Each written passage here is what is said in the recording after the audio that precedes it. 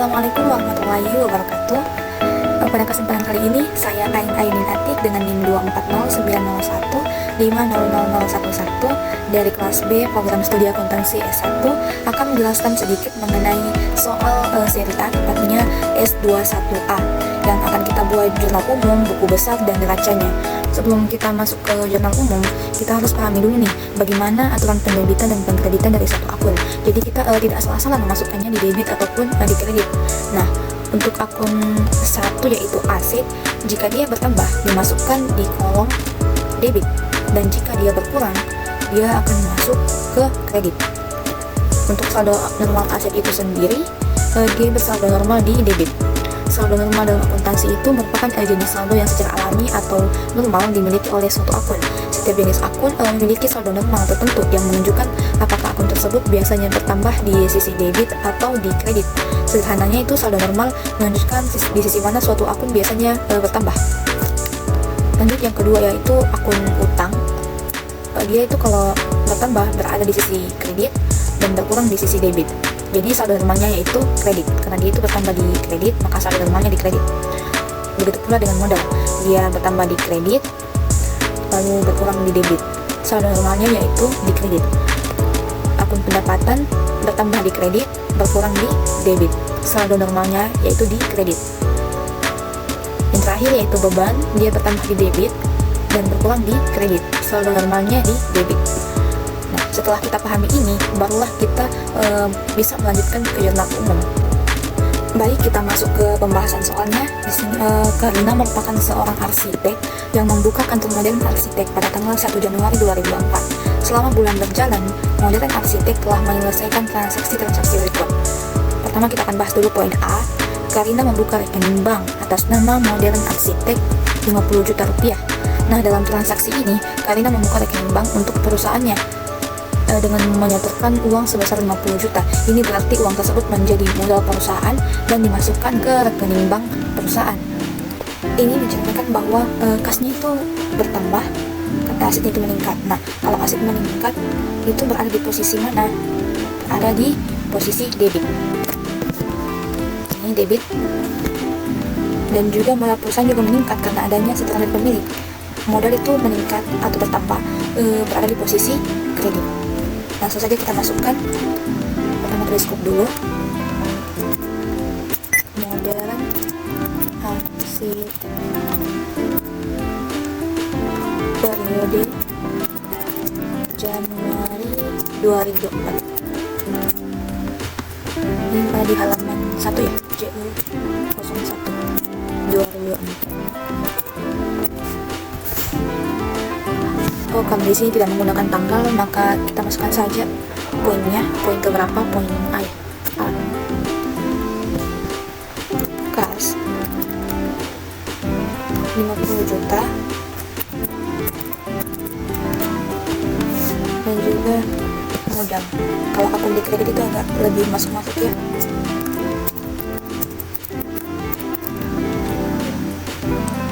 Nama-nama akun ini kita sesuaikan dengan yang di soal. Jadi kita tidak boleh bikin akun sendiri karena sudah ada ketentuannya di sininya, di instruksinya. Dia bilang modal, pakai modal Karina, maka kita tulis modal Karina. Ini nominalnya sama dengan yang di atas 50 juta. Keterangannya di sini dia menyetorkan modal. Nah, selanjutnya kita masuk ke poin B.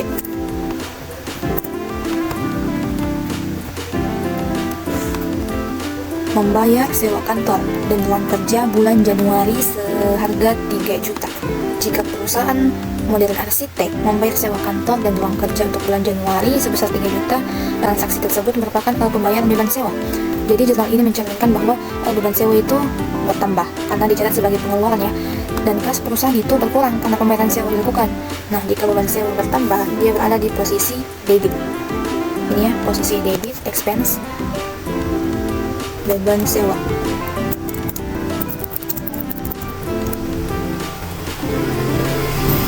Beban sewanya 3 juta. Tadi itu kas berkurang di sisi kredit. Lalu kita masukkan di kredit.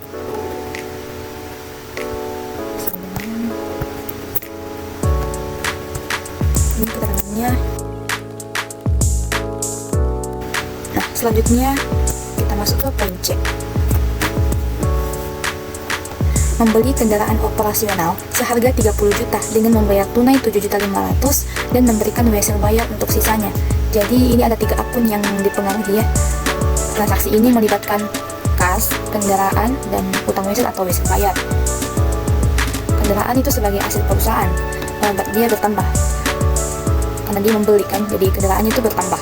Nah, kendaraan itu bertambah berada di posisi mana? Karena dia kendaraan masuk di aset, aset bertambah di debit. Jadi kita masukkan kendaraan di debit seharga 30 juta. Nah, selanjutnya itu kasnya berkurang karena dia beli kendaraan. Karena kas masuk di aset, maka dia di kredit kalau berkurang ya. Kas 7.500.000. Tadi dia membeli kendaraan, namun dia membayar secara tunai 7.500.000. Sisanya itu menggunakan wesel bayar. Artinya wesel bayar ada di posisi kredit karena utangnya bertambah ya. Wesel itu masuk utang wesel. Selisihnya yaitu 30 juta dikurang 7.500.000. Oke, lanjut ke poin D. Membeli peralatan kantor dan komputer secara kredit seharga 9.500.000. Maka transaksi ini melibatkan perolehan aset berupa peralatan dan kewajiban berupa utang usaha karena pembelian dilakukan secara kredit. Nah, jadi karena dia membeli peralatan, maka peralatannya bertambah. Peralatan itu termasuk akun aset. Nah, aset bertambah di sebelah debit. Peralatan 9.500.000. Karena dia membeli secara kredit, maka yang dipengaruhi yaitu utang usaha. Utang usaha itu bertambah karena pembeliannya itu dilakukan secara kredit. Nah, utang usaha itu kalau bertambah berada di posisi kredit. Maka kita masukkan di kredit.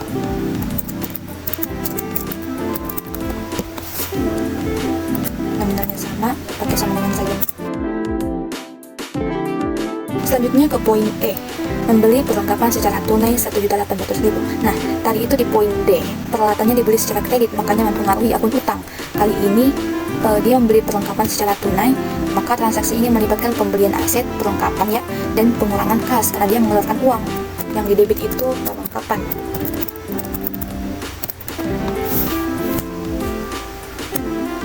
Seharga 1.800.000.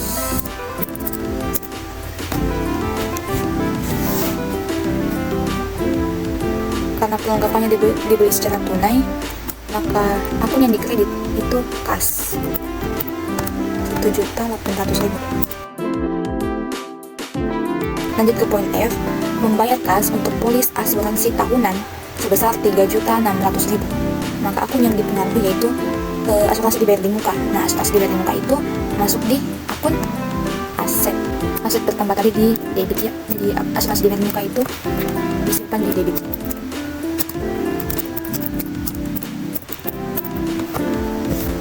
Sebenarnya bisa juga menggunakan beban asuransi, tapi di soalnya ini di instruksi tidak ada menyebutkan beban asuransi, jadi kita pakai yang ada, yaitu asuransi dibayar di muka 3.600.000. Akun yang dipengaruhi di sisi kredit yaitu kas karena dia membayar, mengeluarkan uang, jadi mempengaruhi akun kas, dan kasnya itu berkurang. Kas kan masuk akun aset, jadi kalau aset berkurang itu berada di posisi kredit sama dengan 3.600.000. Lanjut ke poin G, menerima kas dari klien untuk rancangan yang dihasilkan.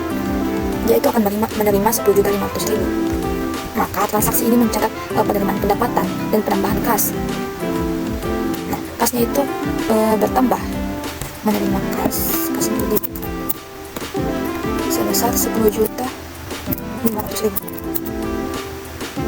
Nah, akun yang dipengaruhi yang dikredit itu pendapatan jasa. Nah, pendapatan jasa ini bertambah sebesar 10.500.000 karena sebagai hasil dari penjualan jasa rancangan.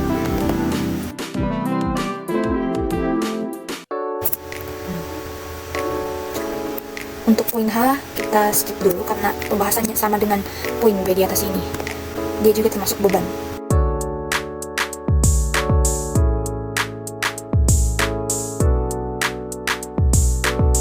Langsung saja ke poin I, membayar utang kepada kreditur sebanyak 5 juta rupiah. Yang artinya utang kita itu berkurang ya, karena kita sudah membayarnya. Utang itu berkurang di sisi debit.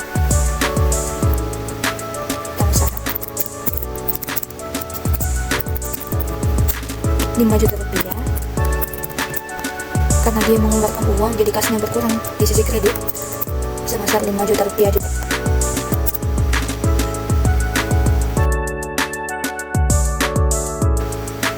Lanjut ke poin J, membayar angsuran wesel bayar yang telah jatuh tempo sebesar 750.000. Transaksi ini akan mencatat pengurangan utang karena dia itu membayar ya. Jadi karena dia membayar wesel bayar, maka wesel bayarnya ini berkurang. Kita lihat dulu apakah utang wesel atau wesel bayar yang muncul. Wesel bayar, maka kita masukkan wesel bayar sebesar 750.000. Wesel bayar berkurang di debit 750.000. Karena dia membayar, kasnya berkurang, kas 750.000.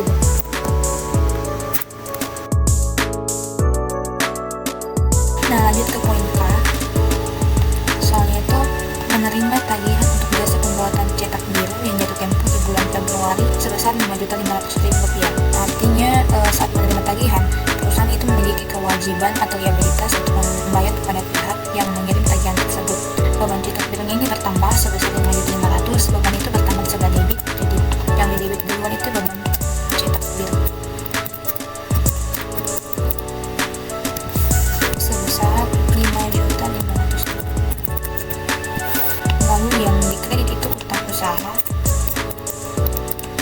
karena kita yang menerima tagihan dan pembayaran itu akan dilakukan di bulan depan. Utang usaha bertambah di sebelah kredit, jadi kita catat di sebelah kredit sebesar 5.500.000. Nah, selanjutnya pada poin L, mencatat pendapatan jasa atas rancangan yang dihasilkan.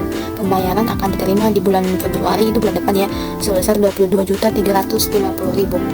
Jadi transaksi ini mencatat pendapatan yang dihasilkan dan juga adanya piutang usaha. Piutang usahanya ini bertambah karena pembayaran yang belum diterima, tetapi jasanya itu telah diberikan.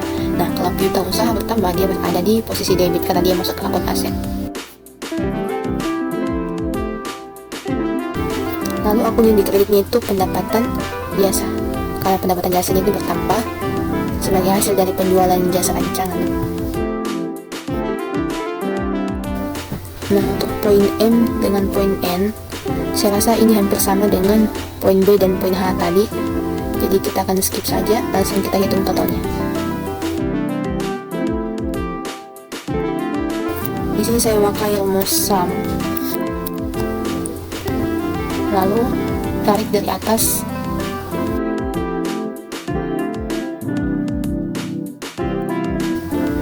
Ini rumusnya sama, jadi tarik saja.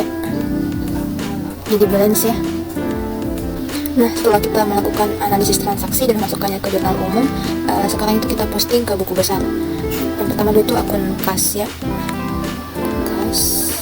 Oke. Karena akun kas itu termasuk aset lancar, kita kasih akun 111. Nah, di buku besar ini terdapat kolom tanggal. Ini tuh untuk mencatat tanggal terjadinya transaksi. Nah, untuk kolom keterangan itu menjelaskan atau mendeskripsikan transaksi yang terjadi. Untuk referensi postingan ini berisi nomor referensi atau kode jurnal untuk menghubungkan buku besar dengan jurnal umum. Misalnya dia JU01.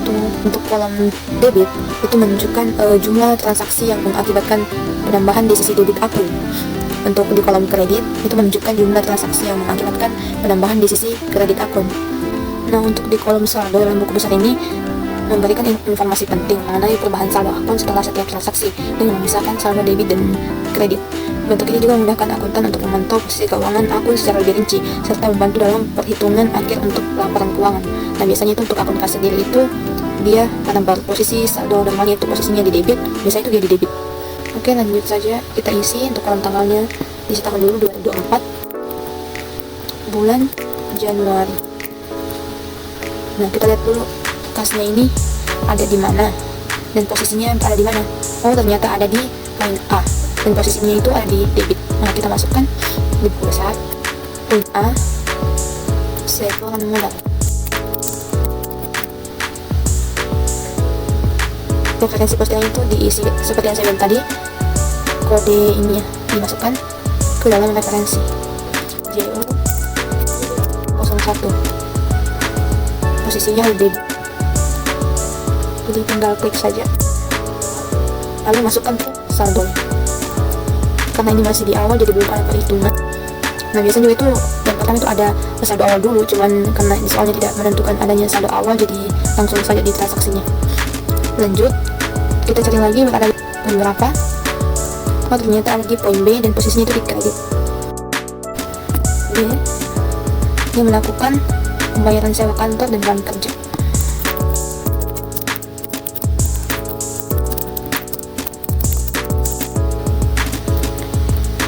Ini sama, tadi dia posisinya di kredit, maka kita simpan juga di kolom kredit.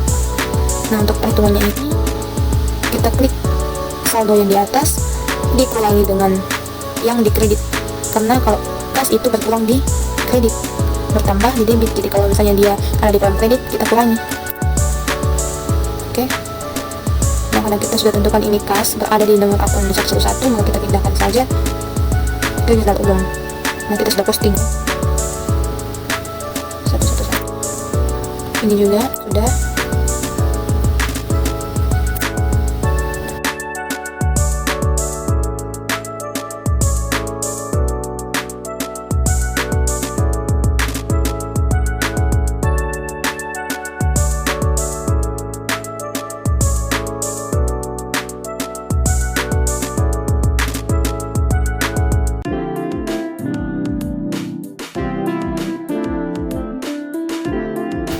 Nah, ini kasnya berada di debit. Kita masukkan poin G, menerima kas atas rancangan atau menerima pendapatan ya teman-teman.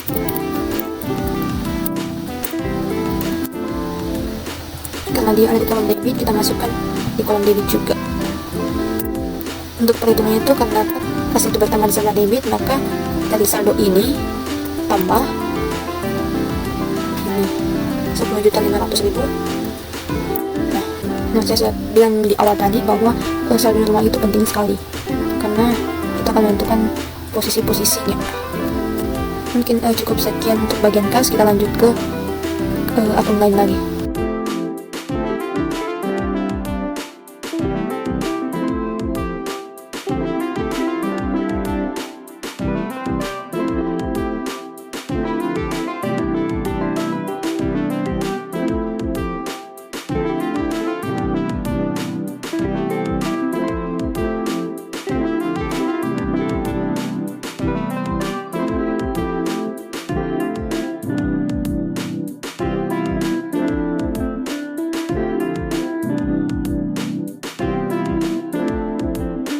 Baik, kita lanjut ke utang usaha. Utang usaha ini termasuk akun 2, jadi nomor akunnya itu yang awalnya 211 kan dia termasuk utang lancar, jadi kita pakai 211.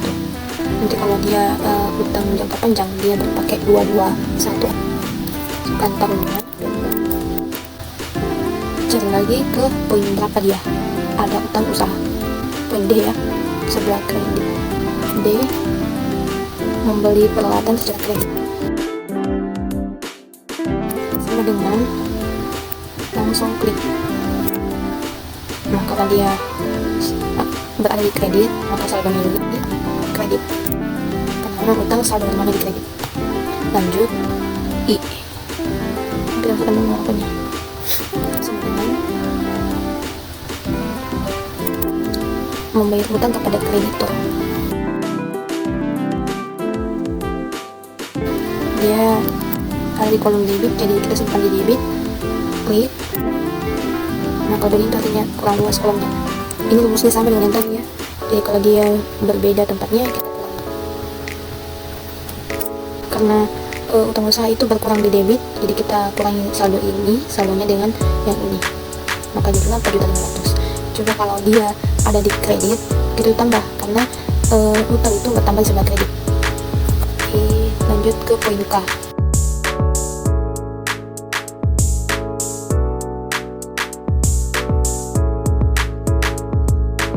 Lanjut, nanti kita akan bahas, kita pindahkan ke neraca saldo akhirnya sama ini, nanti kita akan pindahkan ke neraca saldo.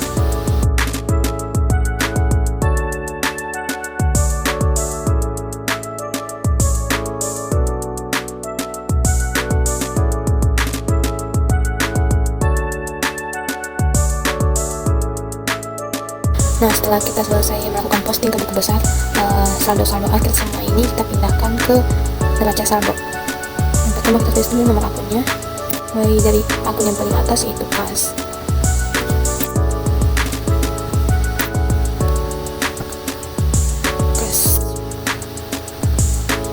Nah, karena saldonya itu berasal dari debit, jadi kita masukkan di kolom debit. Ini ya saldo akhirnya, hasil dari semua perhitungan penjumlahan dan pengulangan yang dimasukkan. Lanjut lagi sampai seterusnya begitu.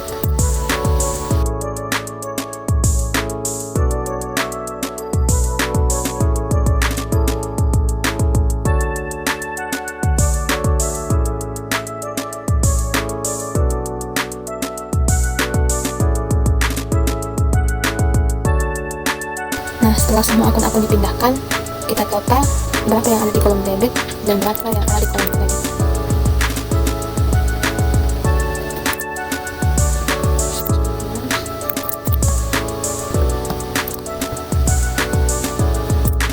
Nah, ini sudah seimbangnya, sudah balance. Tapi hati-hati juga, ada kata-kata lainnya akuntansi. Balance belum tentu benar, tidak balance sudah tentu salah. Mungkin cukup sekian dari saya, semoga dapat dipahami, kurang dan lebihnya mohon dimaafkan. Wabillahi taufiq wal hidayah. Wassalamualaikum warahmatullahi wabarakatuh.